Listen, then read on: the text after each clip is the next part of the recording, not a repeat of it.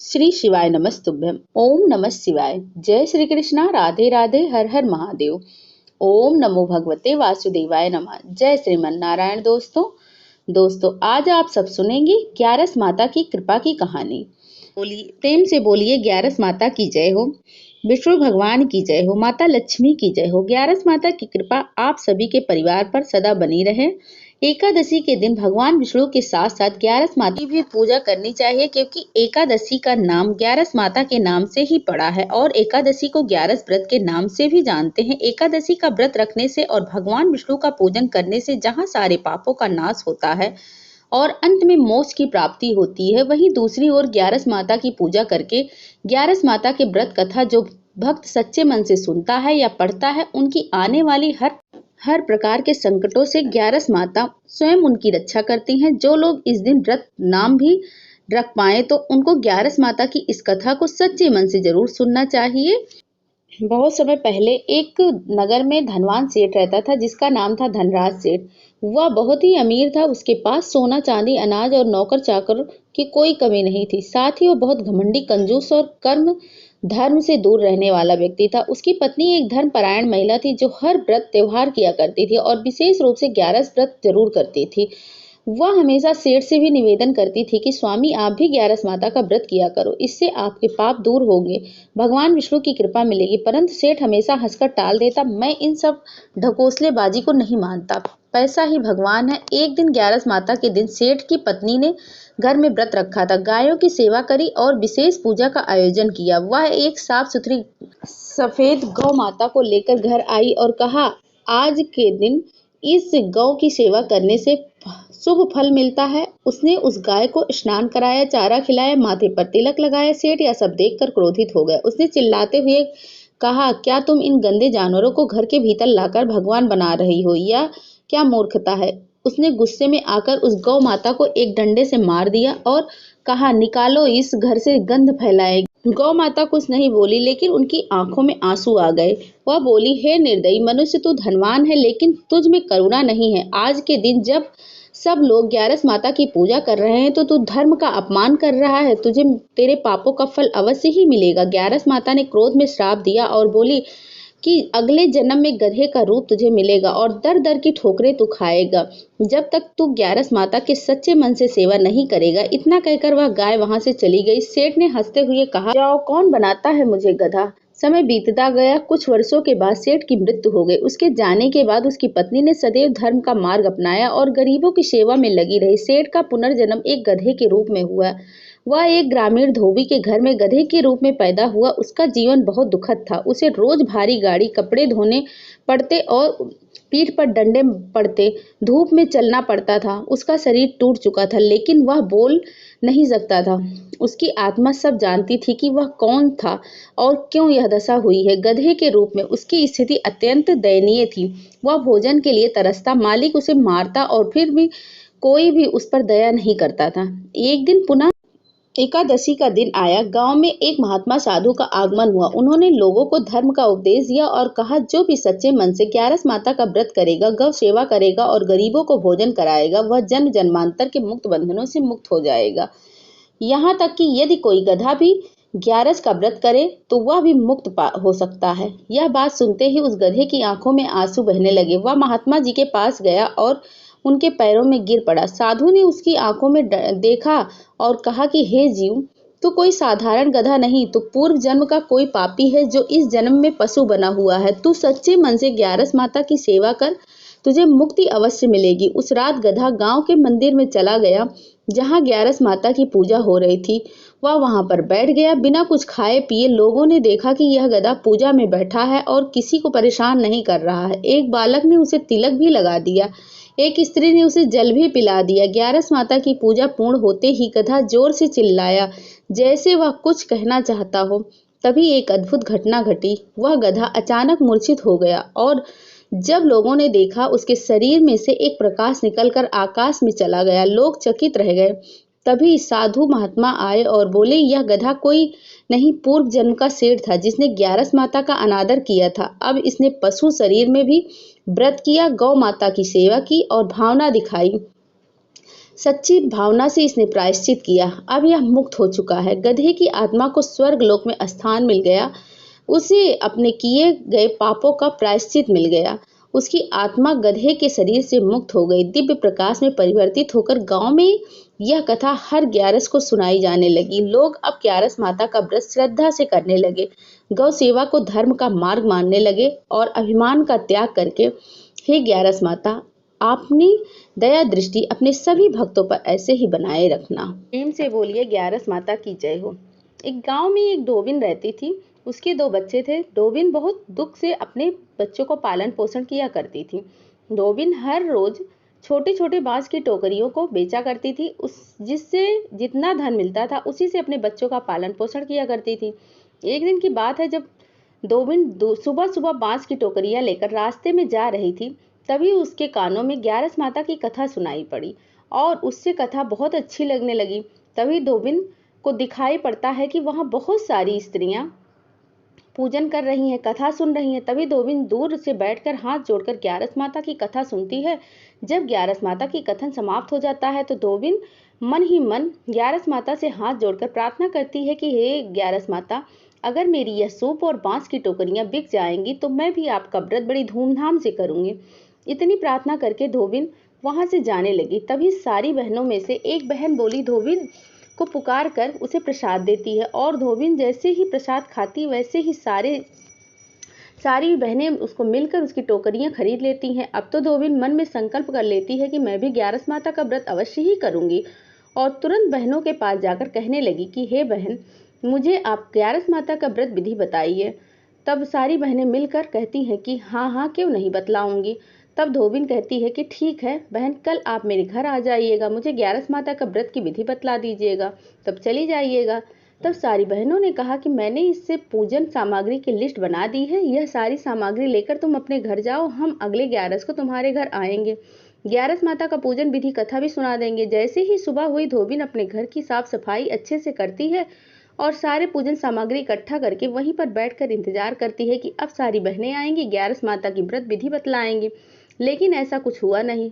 बहनें उनके घर आई नहीं क्योंकि वह धोबिन जात की थी। अब धोबिन की श्रद्धा भक्ति को देखकर ग्यारस माता को धोबिन पर दया आती है।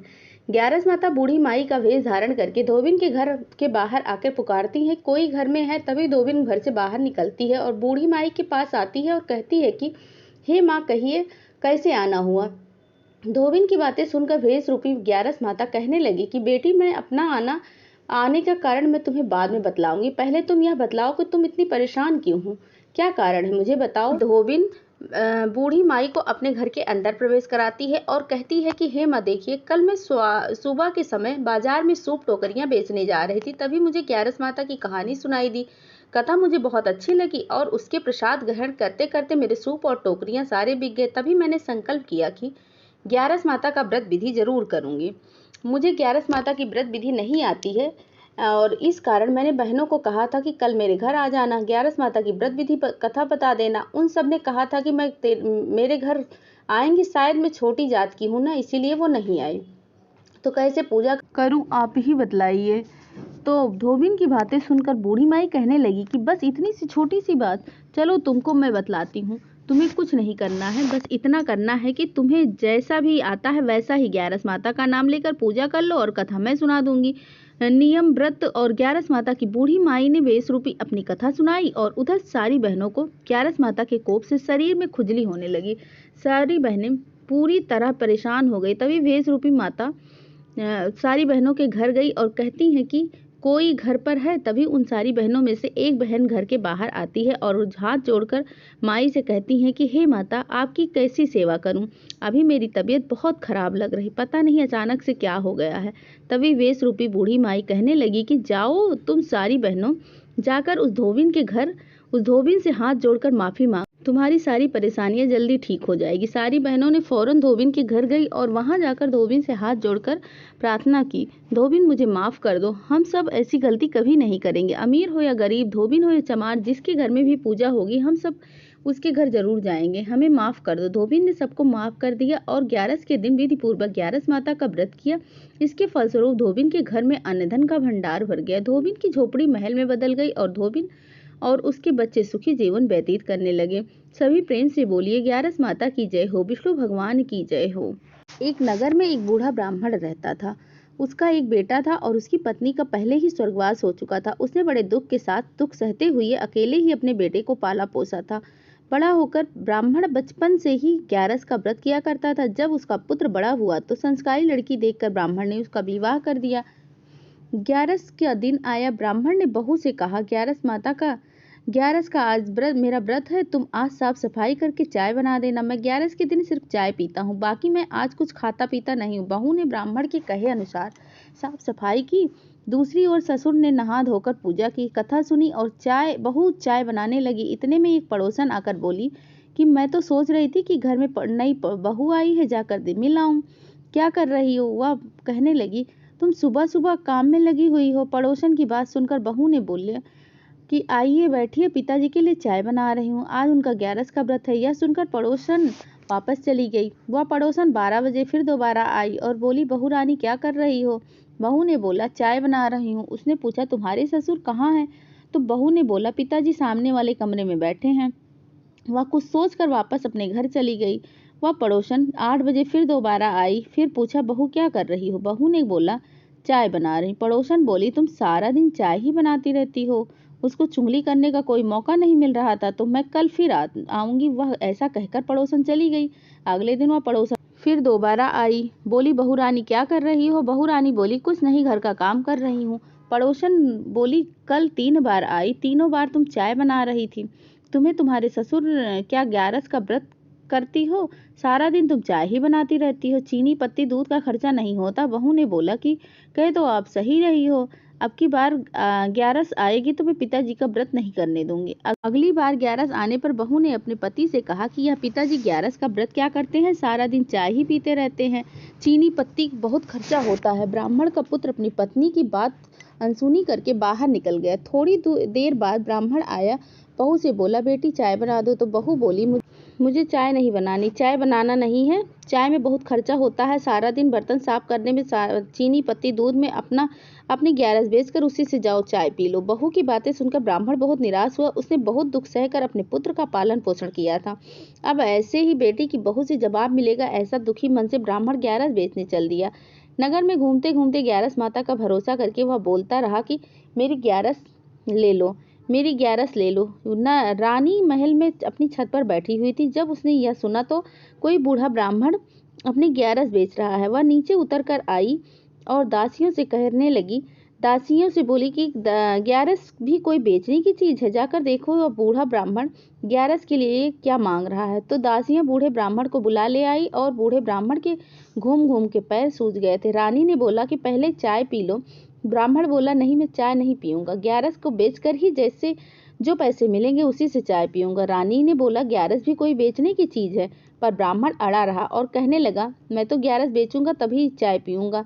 तब रानी ने राजा को बुलाया और बताया कि बूढ़ा ब्राह्मण ग्यारस बेच रहा है, यह ब्राह्मण बहुत दुखी है, आपसे मेरी यही प्रार्थना है कि इसकी ग्यारस खरीद लीजिए। तो राजा ने कहा, ठीक है, मैं तुम्हारी ग्यारस खरीद लूंगा। जब राजा ने ऐसा कहा तो सारी नगरी में ढिढोरा पिट गया कि राजा रानी एक ब्राह्मण से ग्यारस खरीद रहे हैं। सभी लोग राजा के महल की तरफ जाने लगे तो बूढ़े ब्राह्मण की बहू को भी पता चला। वह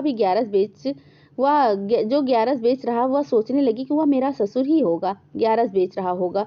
वह भी भागकर महल की तरफ आई और अब रानी ने पूछा कि ब्राह्मण देवता, तुम ग्यारस का क्या मोल लोगे? तब ब्राह्मण बोला, एक तराजू ले आओ, एक पलड़े में मैं बैठूंगा, दूसरे पलड़े में कुछ मूल्यवान चीज रखना। तो तराजू ले आई गई।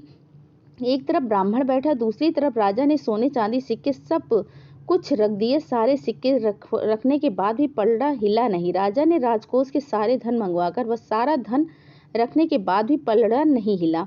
तो राजा ने अपने गहने अंगूठी सब कुछ उतार करके पलड़े में रख दिया, पलड़ा फिर भी नहीं हिला।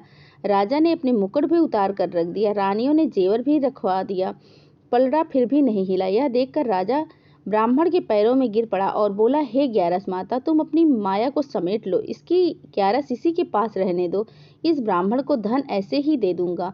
यह सब देखकर बहू भी ससुर के पैरों में गिर पड़ी और रोने लगी। पिताजी, मुझसे गलती हो गई, मुझे माफ़ कर देना। किसी की सिखाई हुई बातों में मैं आ गई थी, ऐसे करने लगी थी। आज के बाद ऐसी गलती कभी नहीं होगी। चलो अपने घर चलो। राजा ने खूब सारा धन देकर उनको विदा किया।